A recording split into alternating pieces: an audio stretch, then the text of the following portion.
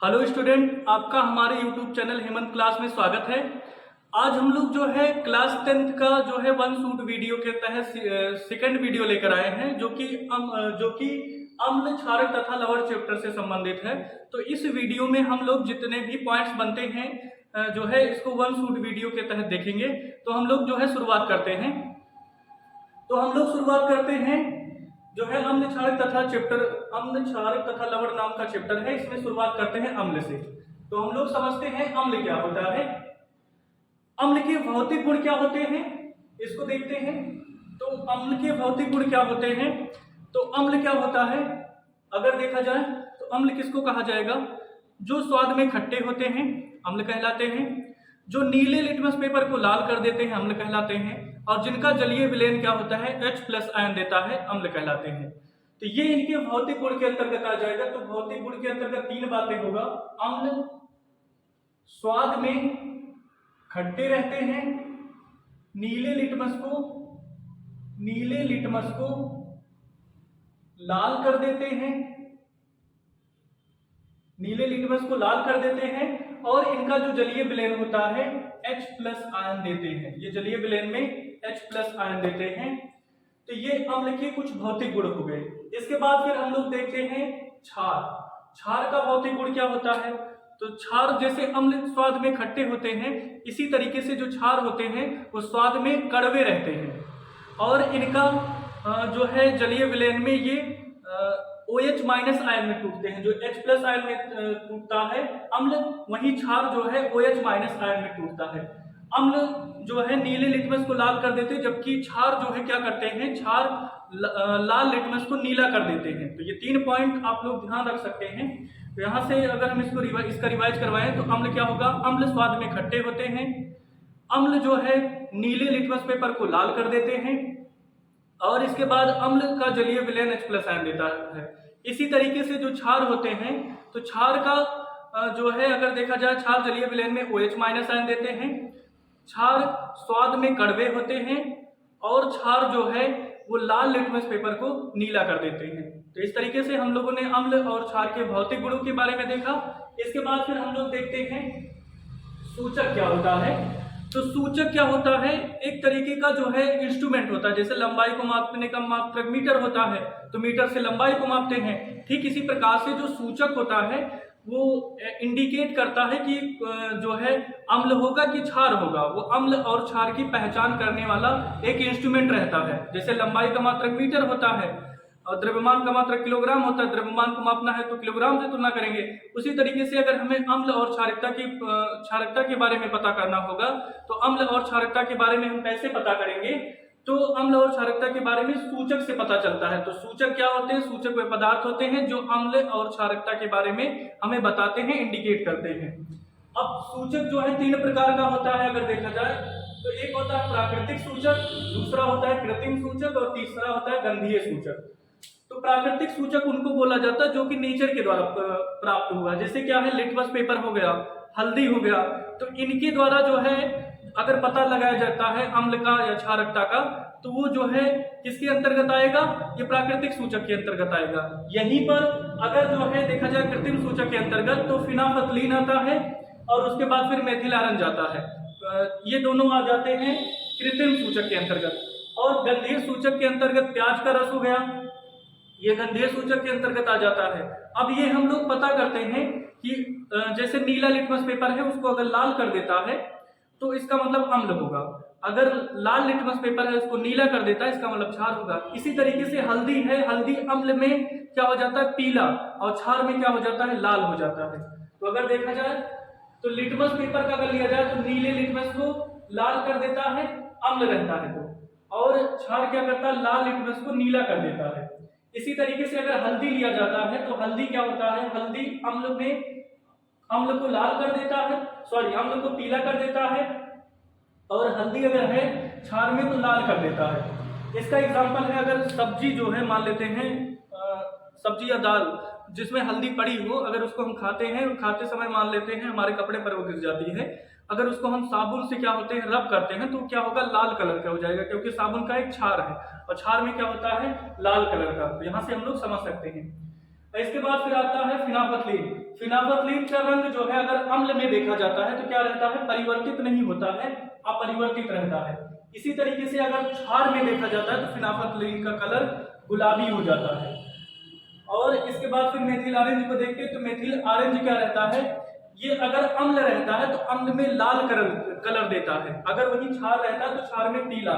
Just उल्टा मान सकते हैं किसका, हल्दी का। तो अगर आपको हल्दी याद है कि हल्दी जो है अगर खाने से उसको सब साबुन से रब करने पर क्या होता है, लाल कलर का हो जाता है, इसका मतलब क्षार में लाल होता है तो उल्टा हो जाएगा, पीला हो जाएगा इसमें। अगर पीला जो है अगर देखा जाए, अगर पीला देखा जाए हल्दी किसमें होगा, हल्दी पीला होगा अम्ल में, अम्ल में पीला हो जाएगा। लेकिन अगर जो है मेथिल ऑरेंज को देखा जाए तो क्या हो जाएगा, लाल हो जाएगा। तो इन दोनों में डिफरेंस रहता है। अम्ल अगर हल्दी रहता है तो पीला होता है, अम्ल में क्षार में लाल होता है। वहीं मेथिल ऑरेंज रहता है तो अम्ल में लाल रहता है और उसके बाद फिर क्षार में पीला हो जाता है। तो इस प्रकार के सूचक पूछे जाते हैं जो है एग्जामिनेशन में। इसके बाद हम लोग देखते हैं गंधीय सूचक। तो गंधीय सूचक के अंतर्गत प्याज का रस लेते हैं। अगर अम्ल में प्याज का रस डालेंगे तो क्या होगा, तीक्ष्ण गंध आएगी, तो इससे पहचान हो जाएगा कि अम्लीयता का पहचान हो जाएगा। इसी तरीके से क्षार में डालने पर इसमें कोई भी गंध नहीं आती है, तो इस तरीके से पहचान कर सकते हैं अम्ल होगा कि क्षार होगा। इसके बाद फिर हम लोग जो है सूचक को समझ गए।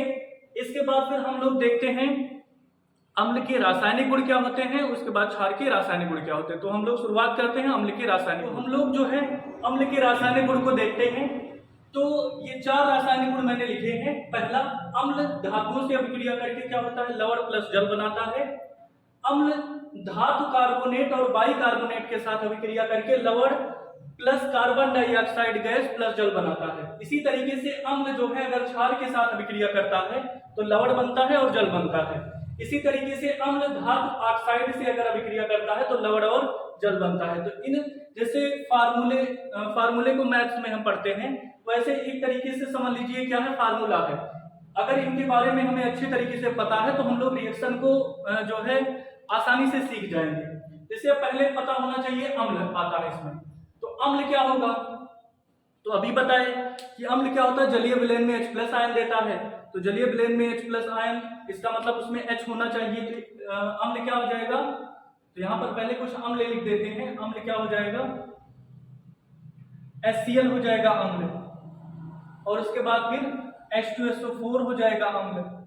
तो जिसमें अब इसको तोड़ेंगे तो क्या होगा, H+Cl माइनस में टूटेगा। इसी तरीके से H2SO4 है तो क्या हो जाएगा 2H+SO4 2 माइनस। तो इसमें क्या देख रहे हैं कि H+ आयन में टूटता है।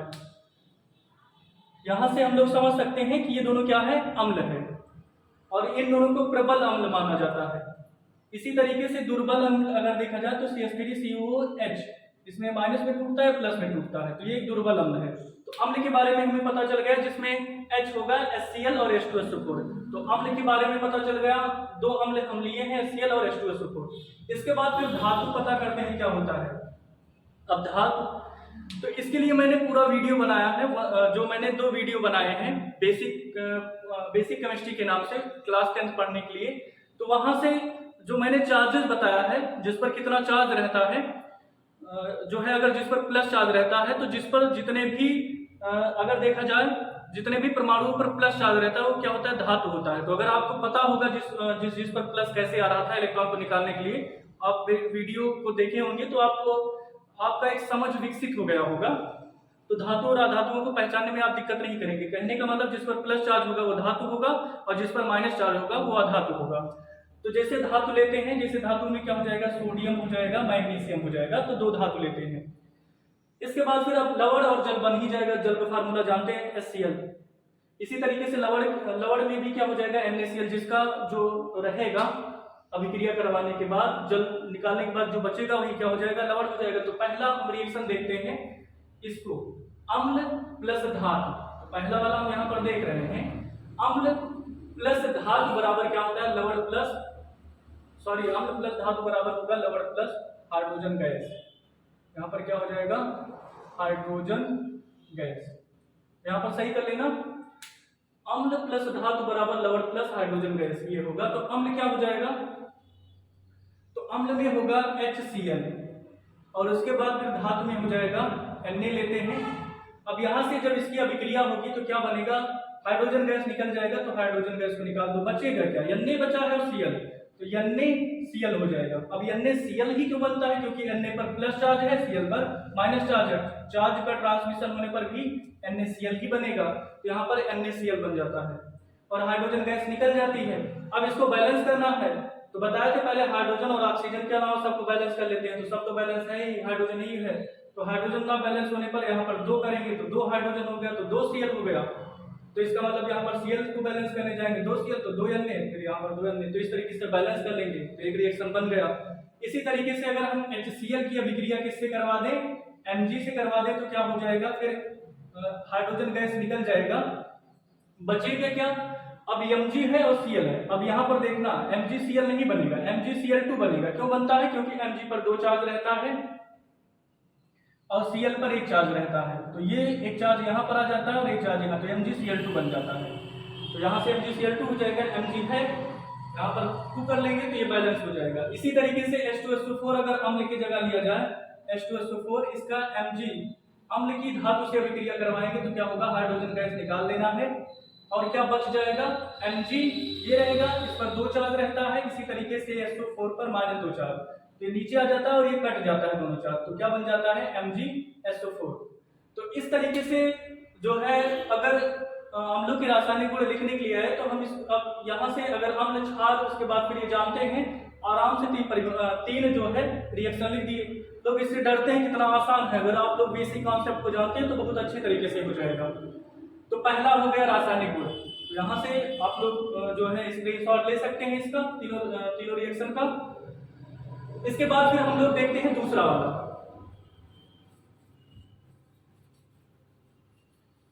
अब दूसरे वाले में क्या है, अब अम्ल लेना है, अम्ल तो समझ गए, अम्ल क्या होता है HCl और H2SO4। इसके बाद हम लोग लेते हैं धातु कार्बोनेट और बाइकार्बोनेट, तो इसको समझते हैं। जैसे धातु कार्बोनेट और बाइकार्बोनेट क्या होता है, तो हमने जो है बेसिक केमिस्ट्री में जो था उसमें बताया था धातु कार्बोनेट क्या होता है, कार्बोनेट क्या होता है, बाइकार्बोनेट क्या होता है। तो कार्बोनेट में होता है HCO3 माइनस आयन और बाइकार्बोनेट में होता है HCO3 माइनस, इसमें 2 होता है, इसमें 1 चार्ज हो जाता है। तो ये है कार्बोनेट और ये क्या है, बाइकार्बोनेट है। अगर आप लोग वीडियो को देखे होते तो इसको समझने में दिक्कत नहीं होती है। तो यहाँ से CO3 माइनस 2 चार्ज हो जाएगा, HCO3 माइनस चार्ज हो जाएगा। इसके बाद फिर क्या, ये तो कार्बोनेट हो गया है, तो क्या हो गया, बाइकार्बोनेट हो गया। अब इनकी धातु कार्बोनेट है, तो धातु में भी अभी जान गए हैं क्या है, Na है और Mg है, तो Na के साथ लेते हैं तो Na पर 1 चार्ज रहता है, CO3 पर -2 चार्ज, क्या हो जाएगा धातु कार्बोनेट Na2CO3। इसी तरीके से Na पर प्लस चार्ज रहता है, अगर HCO3 यहाँ पर करते हैं तो माइनस चार्ज, क्या हो जाएगा NaHCO3। तो यहाँ से हम लोग बड़ी आसानी से निकाल लिए धातु कार्बोनेट Na2CO3 और बाइकार्बोनेट NaHCO3। अगर अब हमें इसके बारे में भी पता चल गया धातु कार्बोनेट बाइकार्बोनेट क्या होता है, लवण तो जानते ही हैं, CO2 और H2O गैस निकल जाता है। अब दूसरे रिएक्शन को देखते हैं, तो अम्ल में क्या हो जाएगा, HCl लेते हैं, इसका धातु कार्बोनेट से अभिक्रिया करवाएंगे, तो धातु कार्बोनेट क्या होगा, Na2CO3। इससे अभिक्रिया कराने पर अम्ल जब धातु कार्बोनेट से अभिक्रिया करेगा तो क्या होगा, CO2 हमें निकाल देना है, H2O निकाल देना है, बचेगा क्या, NaCl बच जाएगा। अब इसको बैलेंस करेंगे, 2 Na है, यहाँ पर 2 कर देंगे, 2 Na हो गया, 2 Cl हो जाता है तो यहाँ पर 2 कर देंगे। अब H2 2 है, Cl भी 2 है, इसके बाद फिर CO2 और एक और यहाँ पर, तो ये बैलेंस हो गया। तो जब अम्ल धातु कार्बोनेट के साथ अभिक्रिया करता है, CO2 H2O निकलता है, प्लस लवण बनता है। इसके बाद फिर हम लोग जो है दूसरा देखते हैं बाइकार्बोनेट के साथ, तो HCl बाइकार्बोनेट क्या हो जाएगा, NaHCO3, ये हो जाएगा बाइकार्बोनेट। अब इससे जब अभिक्रिया होगी तो क्या बनेगा, CO2 निकलेगा, H2O निकलेगा, क्या यहाँ पर बच जाएगा, Na है और Cl है, तो यहाँ पर NaCl हो जाएगा। यहाँ पर CO2 और H2O यहाँ पर NaCl नमक बन जाएगा। यहाँ पर देखते हैं Na है, Cl है, 2H है, CO2 ये बैलेंस है। तो देखो कितना आसान है, अगर हम लोग जो है अम्ल को समझ लिए, धातु कार्बोनेट बाइकार्बोनेट को समझ लिए, यहाँ पर ये निकलता है, कितने आसानी से हो जाएगा। अगर हम नहीं समझेंगे तो हमें इसको रटना पड़ेगा और रटना संभव नहीं है इतने मतलब यहाँ से हमें रटने की आदत को छोड़ना है। इसीलिए मैंने दो बेसिक जो है पॉइंट्स बताए थे कि जो है क्लास 10 पढ़ने से पहले वो दोनों बेसिक पॉइंट्स देख लीजिए। अगर आप उसको देख लेंगे तो इसको समझने में बहुत आसानी होगी। तो यहाँ से हम लोग दूसरा भी समझ गए कि अम्ल धातु कार्बोनेट बाइकार्बोनेट के साथ अभिक्रिया करके लवण CO2 और H2O गैस बनाता है। इसके बाद फिर हम लोग तीसरा वाला देखते हैं। तो यहाँ से आप लोग लिख भी सकते हैं।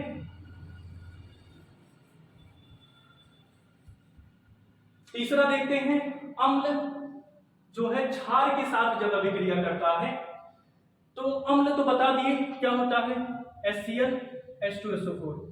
इसी तरीके से क्षार क्या होता है जिसमें OH आयन आता है, तो NaOH या फिर KOH या फिर CaOH का होल ट्वाइस। ये तीनों क्या है, ये तीनों ही क्षार हैं। अगर देखा जाए तो ये तीनों ही क्षार है क्योंकि इसमें OH आयन आता है। तो जो OH माइनस आयन में टूटते हैं, इसको टूटेगा तो किसमें टूटेगा, Na+OH माइनस में, ये K+OH माइनस में, और ये Ca+2 और OH2 माइनस इसमें टूटेगा। तो इस तरीके से हर एक जगह क्या आ रहा है, OH माइनस आयन आ रहा है। तो OH माइनस आएगा जिसका मतलब क्या हो जाएगा, वो क्षार हो जाएगा। यहाँ से 3 क्षार के नाम लिखे गए हैं। इसके बाद फिर हम लोग जो है अब हम लोग को समझ गए थे, क्षार को समझ गए, लवण तो पढ़ ही रहे हैं, जल। तो अम्ल में क्या हो जाएगा, HCl, क्षार में क्या होगा, NaOH। जब अभिक्रिया होगी तो क्या बनेगा, NaCl बनेगा प्लस H2O बन जाएगा, NaCl प्लस H2O। तो अम्ल क्षार के साथ जब अभिक्रिया करते हैं तो लवण प्लस जल बनाते हैं। इसी अभिक्रिया को क्या बोला जाता है, उदासीनीकरण अभिक्रिया। ध्यान देना, कई बार ये क्वेश्चन पूछा गया है कि उदासीनीकरण अभिक्रिया से क्या समझते हैं। तो उदासीनीकरण अभिक्रिया क्या होती है, जब अम्ल जो है क्षार के साथ अभिक्रिया करके लवण प्लस जल बनाते हैं तो यही अभिक्रिया को उदासीनीकरण अभिक्रिया बोला जाता है। यहां से आप लोग समझ गए कि अम्ल क्षार के साथ अभिक्रिया करके लवण और जल बनाता है। इसके बाद फिर हम लोग जो है चौथा वाला लेते हैं, अम्ल। यहाँ पर अम्ल तो समझे, धातु ऑक्साइड समझते हैं क्या होता है।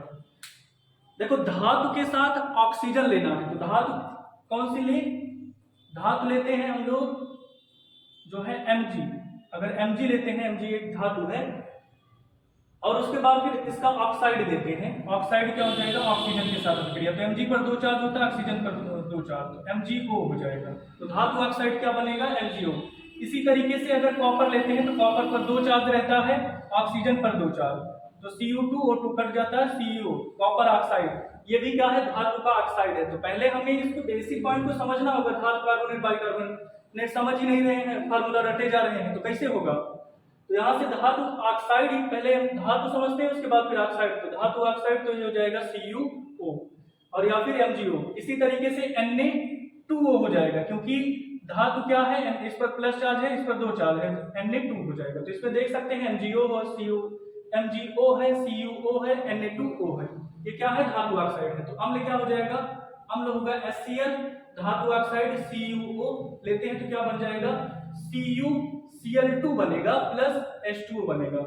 CuCl2 ही क्यों बनता है, क्योंकि कॉपर पर 2 चार्ज रहता है, नहीं तो CuCl बना लेते हैं, क्योंकि कॉपर पर अगर 1 चार्ज होता तो CuCl2 इस तरीके से बन जाएगा H2O। अब इसको बैलेंस करते हैं तो क्या हो जाएगा, Cu 2 Cl है, और इस तरीके से बैलेंस हो गया। तो यहाँ से हम लोगों ने अम्ल के कुछ रासायनिक गुण के बारे में बात की। अगर भौतिक गुण आता है तो जो मैंने तीनों पॉइंट बताए थे उसको लिख सकते हैं। रासायनिक गुण आता है तो इस पूरे पॉइंट को आप लिख सकते हैं। जैसे लिखेंगे, अम्ल धातुओं के साथ अभिक्रिया करके लवण और हाइड्रोजन गैस बनाता है। उसके बाद आप 2 समीकरण देंगे तो बहुत अच्छा प्रभाव पड़ेगा। उसके बाद समीकरण में फिर नाम भी लिख देना, जैसे हाइड्रोजन क्लोराइड, अपन हम लिखना भूल गए, हाइड्रोजन क्लोराइड, धातु ऑक्साइड, कॉपर क्लोराइड और जल, इस तरीके से लिख देंगे। एक कॉन्सेप्ट पर अगर 2 एग्जांपल दे देंगे तो इससे जितना भी मार्क्स रहेंगे वो सारे मिल जाएंगे। तो यहाँ से हम लोगों ने अम्ल के रासायनिक गुण के बारे में देखा। इसके बाद फिर हम लोग क्षार के रासायनिक गुण के बारे में पढ़ते हैं। इसके बाद हम लोग जो है क्षार के रासायनिक गुण के बारे में पढ़ते हैं। अब यहाँ से क्षार पता चल गया, NaOH KOH, जिसमें OH माइनस आयन होता है। क्षार भी धातुओं के साथ अभिक्रिया करके लवण और हाइड्रोजन गैस बनाता है। क्षार भी ध्यान देना, क्षार भी धातु के साथ अभिक्रिया करके लवण और हाइड्रोजन गैस बनाना। तो इसमें आप लोग क्षार भी जान गए, धातु भी, लवण, हाइड्रोजन गैस सारा जानते हैं। अब क्षार लेते हैं, क्षार के स्थान पर क्या लेते हैं, NaOH, ये क्षार हो गया। इसकी अभिक्रिया किससे करेंगे, किसी भी धातु जिंक से करते हैं, तो क्या बनेगा, यहां से बन जाएगा Na2ZnO2, Na2ZnO2 plus hydrogen gas यहां से निकल जाएगी। तो ये क्या है, अब यहां पर बैलेंस करेंगे, 2 Na और O कितना है, 2 है, Zn कितना है, 1 है, H यहां पर H2, तो बैलेंस हो गया ये। तो क्षार धातु के साथ अभिक्रिया करके लवण और क्या बनाते हैं, और इसका नाम क्या है, सोडियम जिंकेट इसका नाम है, इसका नाम है सोडियम जिंकेट। और यहां पर हाइड्रोजन गैस, हाइड्रोजन गैस। इसके बाद फिर इसका नाम क्या हो जाएगा, सोडियम हाइड्रोक्साइड, हाइड्रोक्साइड, और इसका नाम क्या हो जाएगा, जिंक। तो यहां से हम लोग समझ सकते हैं कि अगर जो है क्षार है वो धातु है Zn, इसके साथ अभिक्रिया करके सोडियम जिंकेट बनाता है और हाइड्रोजन गैस निकलेगा।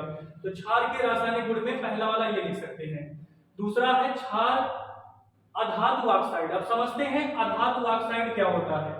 तो अधातु, पहले अधातु जानते क्या है, अधातु तो जो है, अधातु क्या होगा, जिस पर माइनस चार्ज होता है वो होता है अधातु। तो माइनस चार्ज किस पर है, जिससे नाइट्रोजन हो गया, नाइट्रोजन का अगर ऑक्साइड लिया जाए तो क्या हो जाएगा, अधातु ऑक्साइड हो जाएगा।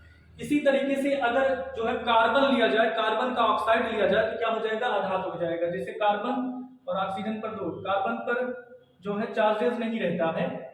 अगर देखा जाए तो कार्बन के बारे में बताए थे, कार्बन ना तो +4 आयन बनाता है ना तो -4 आयन बनाता है। कार्बन जब CO2 के साथ जो है रिएक्ट होता है O2 के साथ, तो धातु ऑक्साइड है, तो अधातु ऑक्साइड है तो अधातु हो जाएगा कार्बन, और O ऑक्सीजन, तो ये हो जाएगा CO2। तो ये है अधातु ऑक्साइड। या फिर N3N2O3, ये भी है अधातु ऑक्साइड, क्योंकि नाइट्रोजन पर जो है कितना चार्ज होता है, -3 चार्ज, ये चार्ज यहाँ पर आ जाता है और ये वाला चार्ज इधर, तो N2O3, ये भी क्या है, अधातु ऑक्साइड है। तो यहाँ पर हम अधातु ऑक्साइड लेते हैं CO2, तो क्षार में हो जाएगा NaOH की अभिक्रिया CO2 से कराते हैं तो क्या बनेगा, यहाँ से क्या बन जाएगा, तो यहाँ से देखें CO2 से कराते हैं,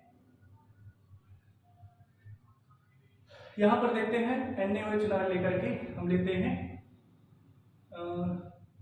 एक जो है CaOH का होल ट्वाइस लेते हैं। तो CaOH का होल ट्वाइस किससे अभिक्रिया करेगा, ये भी एक क्षार है, किससे अभिक्रिया करता है, कॉपर ऑक्साइड से, सॉरी CO2 से। तो CO2 से अभिक्रिया करने के बाद फिर क्या बनेगा, CaCO3 बन जाता है, और क्या निकलता है, और जल निकल जाता है। यहाँ पर क्षार अधात्विक ऑक्साइड से क्रिया करके लवण बनाते हैं और जल बनाते हैं। ये भी दूसरा रिएक्शन दे सकते हैं। पहला ये देख सकते हैं कि क्षार धातुओं के साथ अभिक्रिया करके लवण और हाइड्रोजन गैस बनाता है।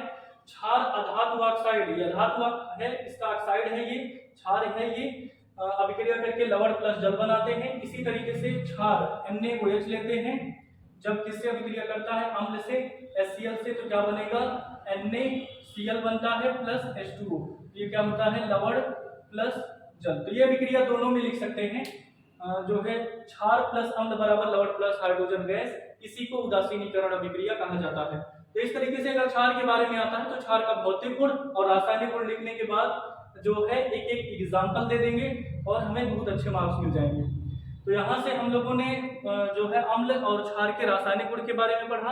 अब कुछ पॉइंट्स जो है हम लोग समझते हैं, जैसे अगर पूछा जाए अधात्विक ऑक्साइड क्या होते हैं, तो इसको ध्यान देना। अधात्विक ऑक्साइड प्रकृति में क्या होते हैं, धात्विक ऑक्साइड,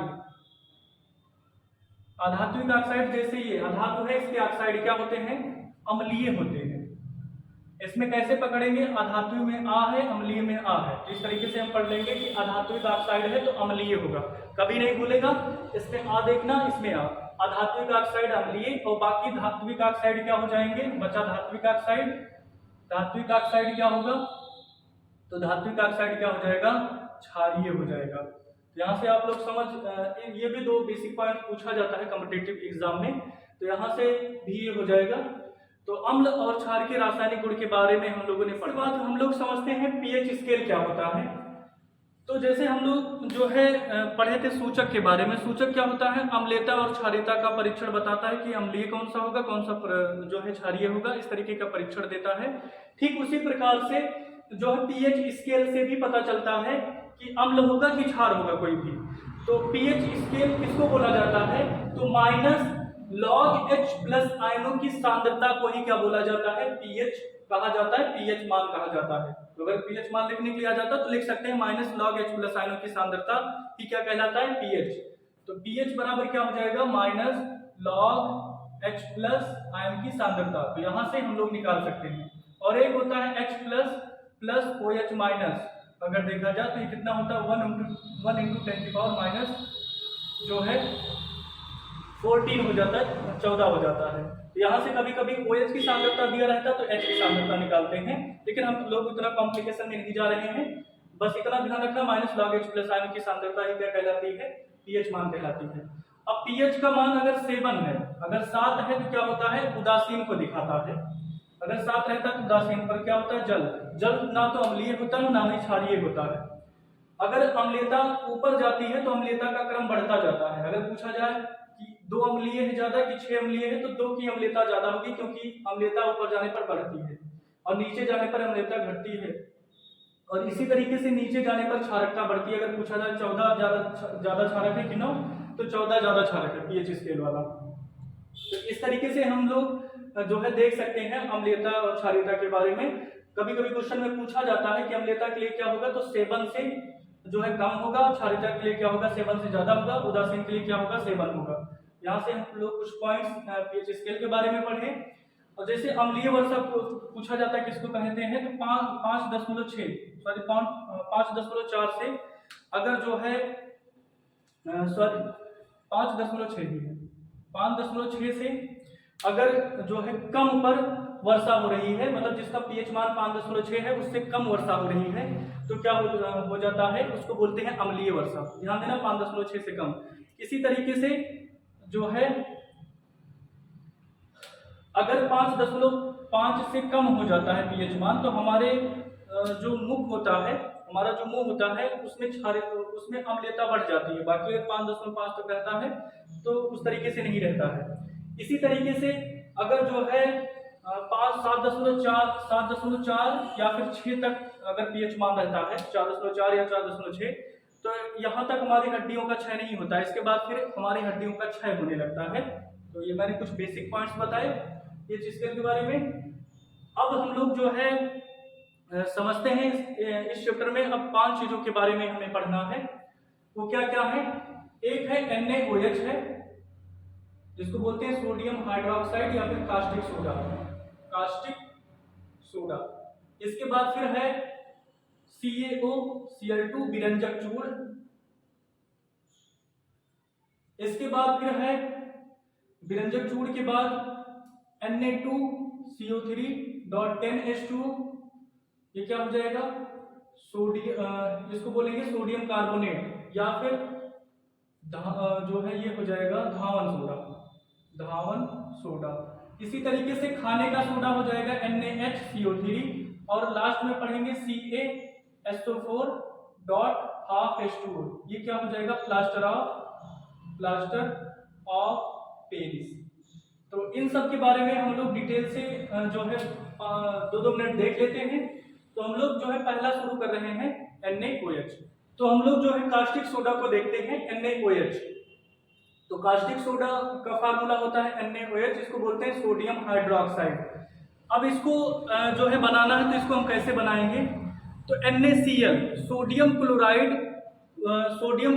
को जो है के जलीय विलयन को जब उसमें विद्युत धारा प्रवाहित की जाती है तो क्या होता है? वो सोडियम हाइड्रोक्साइड बनता है और क्लोरीन गैस और हाइड्रोजन गैस निकलती है। ध्यान देना, सोडियम क्लोराइड में नहीं होना चाहिए, सोडियम क्लोराइड के जलीय विलयन में, मतलब उसका जलीय विलयन का मतलब सोडियम क्लोराइड ले और जल से अभिक्रिया करवाएं। तो सोडियम क्लोराइड के जलीय विलयन में जब विद्युत धारा प्रवाहित की जाती है तो NaOH बनता है, Cl2 बनता है और H2O बनता है। तो इस H2 बनता है। तो इस अभिक्रिया को ही क्या बोला जाता है, इस अभिक्रिया को बोला जाता है क्लोर क्षार अभिक्रिया कहलाती है।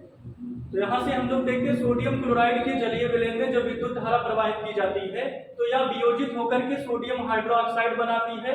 यह अभिक्रिया क्लोर क्षार अभिक्रिया कहलाती है। तो ये क्या है, सोडियम क्लोराइड है, सोडियम क्लोराइड है और ये क्या है, जल है। इससे अभिक्रिया होगा तो कास्टिक सोडा बनता है, कास्टिक सोडा बनता है, क्लोरीन गैस बनती है और hydrogen gas. Chlorine gas, chlorine बोलने पर ना आ रहा है, इसका मतलब क्या हो जाएगा, एनोड, एनोड में भी ना आ रहा है। तो यहाँ से समझ सकते हैं क्लोरीन गैस एनोड पर बनती है और हाइड्रोजन गैस कहाँ पर बनती है, कैथोड पर बनती है।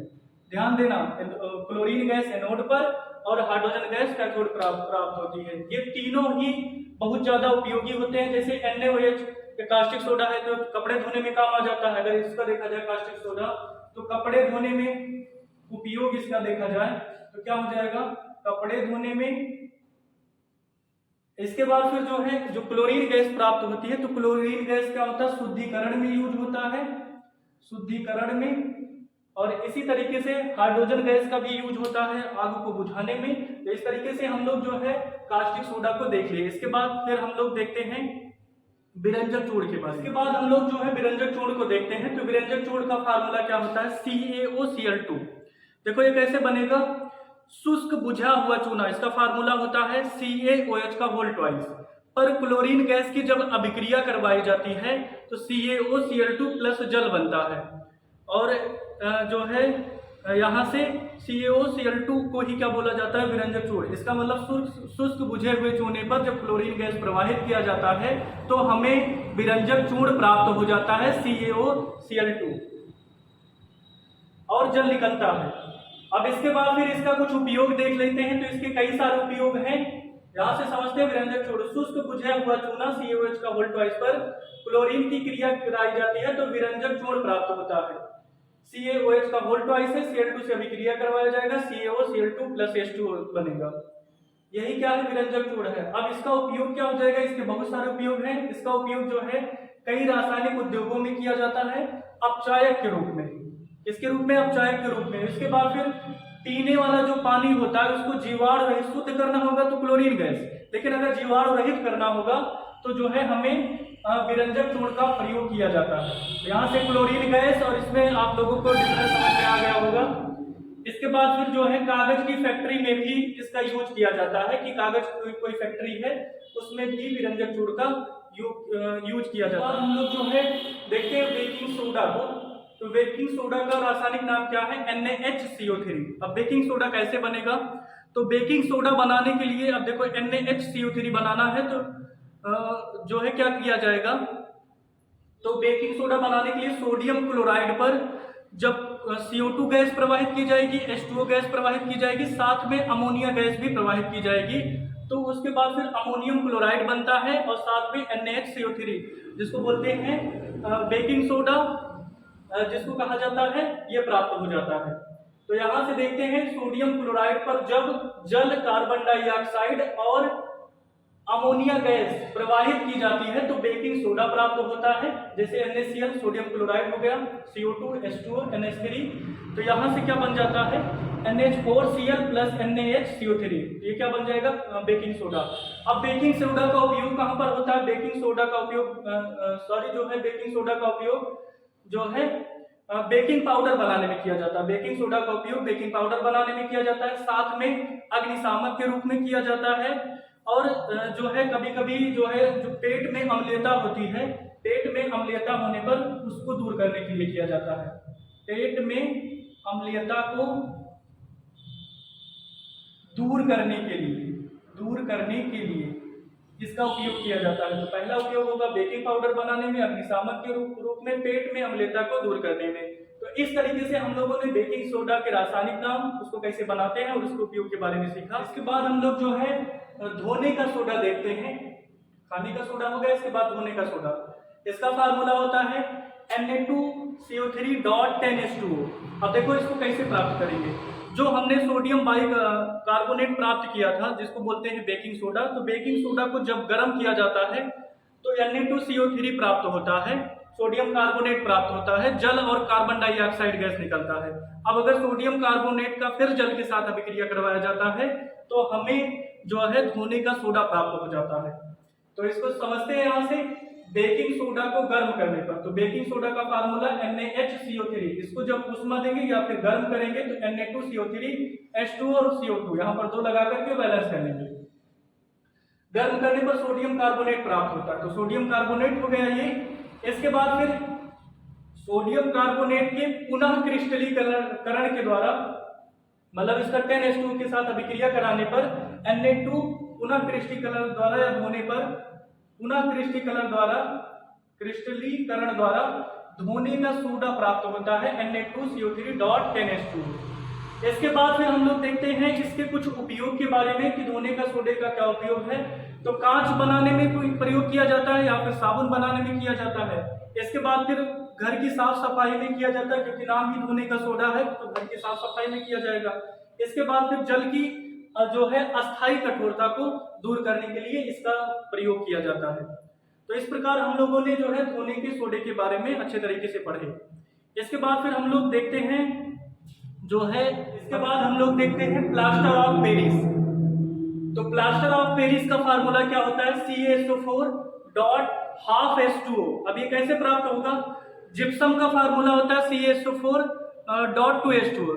जब जिप्सम को जो है 373 डिग्री सेल्सियस ताप पर गर्म किया जाता है, तो 373 डिग्री सेल्सियस ताप पर गर्म करने पर उसमें से क्या होगा, जल के अणु निकल जाते हैं और उसके बाद फिर हमें प्लास्टर ऑफ पेरिस CaSO4.12H2O प्राप्त हो जाता है। तो यहां से देखते हैं जिप्सम को 373 केल्विन ताप पर गर्म करने पर उसमें से जल के अणु निकल जाते हैं और कैल्शियम अर्ध हाइड्रेट या फिर प्लास्टर ऑफ पेरिस प्राप्त हो जाता है। तो यहाँ पर ये जिप्सम का फार्मूला है। तो जिप्सम का फार्मूला क्या है, CaSO4.12H2O। इसको 373 जो है डिग्री सेल्सियस ताप पर गर्म किया गया है, तो गर्म करने पर CaSO4.12H2O, इसमें से जल के 3/2H2O अणु जो है निकल जाते हैं और क्या बच जाता है, प्लास्टर ऑफ पेरिस। इसके बाद फिर इसका उपयोग देखते हैं। तो इसका उपयोग खिलौना बनाने में है, हड्डी के टूट जाने पर प्लास्टर के रूप में इसका यूज किया जाता है। तो यहाँ से ये कुछ जो है प्लास्टिक ऑफ पेरिस बनाने की विधियां हमने देखे। हम देखें कि जो है जिप्सम को जो है अगर गर्म किया जाता है 373 डिग्री सेल्सियस ताप पर, तो जो है प्लास्टर ऑफ पेरिस प्राप्त होता है और जल के अणु निकल जाते हैं। प्लास्टर ऑफ पेरिस का उपयोग देखें खिलौना बनाने में होता है, हड्डी के टूट जाने में होता है। तो हम लोगों ने यहाँ जितने भी बेसिक पॉइंट्स थे चैप्टर 2 के लेकर, जो है चैप्टर का नाम है अम्ल क्षारक तथा लवण, तो इसमें मैंने जितने बेसिक पॉइंट बताए लगभग जो है इससे ज्यादा नहीं पूछा जाता है। मतलब इसमें मैंने जितना भी मुझे इंक्लूड करना था यूपी बोर्ड के लिए वो सारे पॉइंट्स जो है इंक्लूड कर दिए हैं। तो जो है आप लोग धैर्य पूर्वक इस वीडियो को 1 से 2 बार देख लीजिए और पेपर देने जाने से पहले जो है इसको देख लीजिए, तो बहुत जो है अच्छा रहेगा और सारे पॉइंट्स आपके क्लियर हो जाएंगे। 30-40 मिनट के वीडियो में सारे पॉइंट्स आपके क्लियर हो जाएंगे। तो उम्मीद करते हैं मेरी पहला आप लोगों को समझ में आई होगी। तो आप लोगों का जैसा रिस्पांस होगा हम लोग आगे जो है नेक्स्ट वन शॉट वीडियो के तहत करेंगे। तो उम्मीद करते हैं मेरा ये वीडियो आप लोगों को समझ में आया होगा। अगर समझ में आता है तो ज़्यादा से ज़्यादा लोगों तक पहुंचाने की कोशिश करें। लाइक और शेयर सब्सक्राइब करना ना भूलें, साथ बेल आइकन को भी दबा दें ताकि जो भी नोटिफिकेशन मिले इसके थ्रू मिलता रहे। तो हम लोग वीडियो को यहीं पर समाप्त कर रहे हैं। Thank you.